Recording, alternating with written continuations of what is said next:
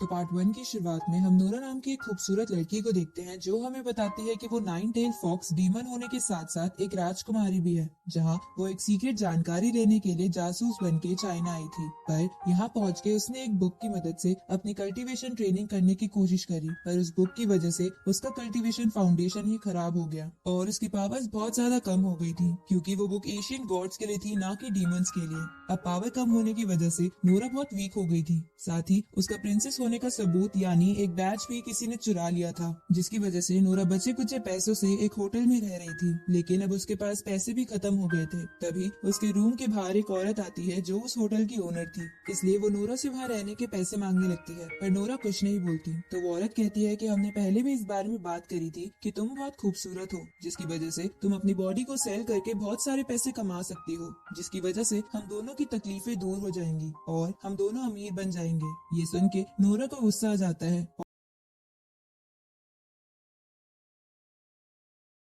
है कि वो ऐसे हाथ पे हाथ रख के नहीं बैठ सकती, क्योंकि उसकी पावर्स भी कम हो गई हैं और उसके पास पैसे भी नहीं है। इसलिए वो पैसे कमाने के लिए शहर में जाती है, क्योंकि उसने बहुत देर से कुछ खाया भी नहीं था। जहाँ शहर में घूमते घूमते उसे एक खाने की दुकान दिखती है, लेकिन पैसे ना होने की वजह से नोरा उदास होकर नदी के किनारे चली जाती है, जहाँ पे लियो नाम का एक लड़का किसी का वेट कर रहा था। और नोरा को वहाँ देख के वो उसे वही लड़की समझ लेता है जिसका वो वेट कर रहा था। जिसके बाद लियो नोरा को कहीं ले जाने लगता है, जिसपे नोरा पूछती है कि तुम मुझे कहाँ ले जा रहे हो। तो लियो बोलता है कि याद नहीं, मैंने एक काम के लिए तुम्हारी आंटी से कह के तुम्हें यहाँ बुलाया है। अब काम का नाम सुनकर नोरा खुश हो जाती है, क्योंकि उसे उसके बदले पैसे मिलने वाले थे। इसलिए वो कहती है कि हाँ मैं वही लड़की हूँ, लेकिन मैं भूल गई कि वो काम क्या था। जिसपे लियो बोलता है कि बस एक छोटा सा काम है। तभी नोरा लियो की पीठ पे एक तलवार देखती है, जिसे देखकर नोरा समझ जाती है कि लियो एक मॉन्क है। साथ ही वो सोचती है कि मॉन्क और डीमंस तो एक दूसरे के कट्टर दुश्मन है। पर नोरा कुछ भी ना कह के लियो के पीछे जाने लगती है, क्योंकि नोरा की ज्यादातर पावर खत्म हो गई थी,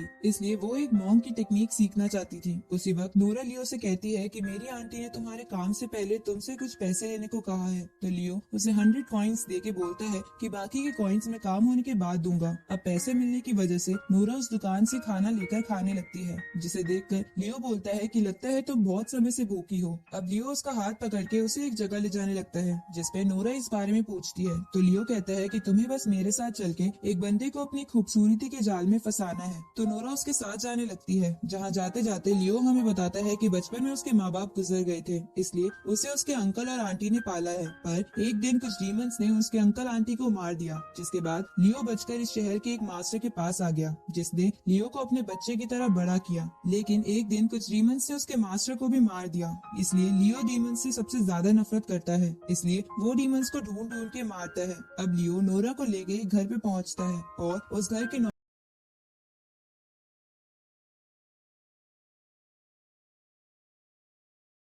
नोरा की खूबसूरती देखकर बहुत खुश हो जाता है और लियो से कहता है कि तुम्हारी बहन खूबसूरत होने की वजह से हमारे मास्टर के महल में डांसर बन सकती है। तो लियो इसके लिए मान जाता है, जिसके बाद वो नौकर नोरा को अंदर ले लेता है, पर वो लियो को अंदर आने से मना कर देता है, क्योंकि उसका कहना था कि यहाँ पे काम करने वाले लोग ही अंदर आ सकते हैं। जिसपे लियो कहता है कि पर मेरी बहन बहुत ज्यादा शर्माती है और मेरे बिना कहीं नहीं जाती। तो ये सुनकर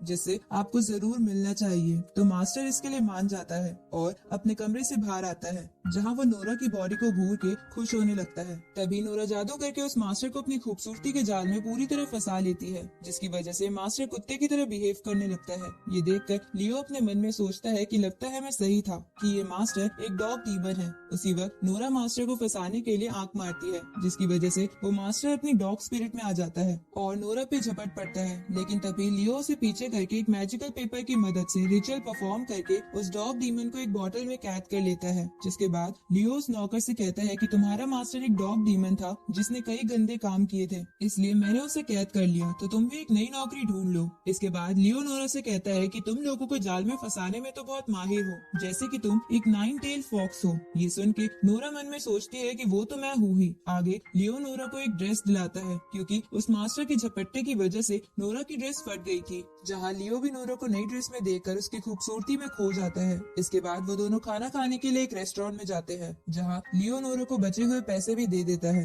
पर नोरा पैसे लेने से मना करते हुए बोलती है कि मैं वो लड़की नहीं हूँ जिसका तुम इंतजार कर रहे थे। जिसपे नोरा एक झूठी कहानी बताती है कि उसके फादर एक गवर्नमेंट ऑफिसर है, इसलिए वो मेरी शादी एक अमीर लड़के से करना चाहते थे, पर मैं ये नहीं करना चाहती थी, इसलिए मैं वहाँ से भाग आई और गलती से एक ऐसी जगह पे पहुँच गई जहाँ लड़कियों से गलत काम करवाए जाते थे। जहाँ उस जगह की ओनर मुझसे भी वो काम करवाना चाहती थी, लेकिन मैंने इसके लिए मना कर दिया। पर अब मेरे पास किसी चीज के भी पैसे नहीं है, तो क्या तुम मेरी मदद करोगे? और ये कहकर नोरा रोने का नाटक करने लगती है, जिसे देखकर लियो को थोड़ा शक तो होता है, पर वो उस पर ध्यान ना देकर नोरा से कहता है कि तुम मेरे साथ मेरे सफर पे चल सकती हो, जिसकी वजह से तुम पैसे भी कमा पाओगी। ये सुन के नोरा मन में सोचती है कि उसके पास रहने की कोई जगह नहीं है और लियो के साथ रहने पे उसे नई चीजें सीखने को भी मिलेंगी, इसलिए वो इसके लिए मान जाती है। ये सुन के लियो बहुत ज्यादा खुश हो जाता है, क्योंकि वो बहुत समय से अकेला काम करता था और वो नोरा के साथ मिलकर बहुत बड़े बड़े मिशन करना चाहता था। इसके बाद नोरा लियो को लेके उसी औरत के पास आ जाती है जिसका वो होटल था, जहाँ वो औरत नोरा से कहती है कि क्या तुम उस बात के लिए राजी हो जो बात मैंने तुमसे सुबह करी थी, क्योंकि तुम्हें जल्दी से जल्दी मेरे रेंट पे करना होगा, नहीं तो बाद में जो भी हो मुझे मत कहना। तभी लियो रेंट के पैसे उस औरत की टेबल पे फेंक देता है, जिसे देखकर गिनते हुए वो औरत मन में सोचती है कि मुझे पता नहीं था ये लड़की इतनी जल्दी इतने अमीर लड़के को फंसा लेगी। लगता है मेरा बनाया हुआ प्लान खराब हो गया। अब लियो और नोरा अपने सफर पे निकल जाते हैं, जहाँ वो आगे बढ़ते हुए नजारे देखकर खूब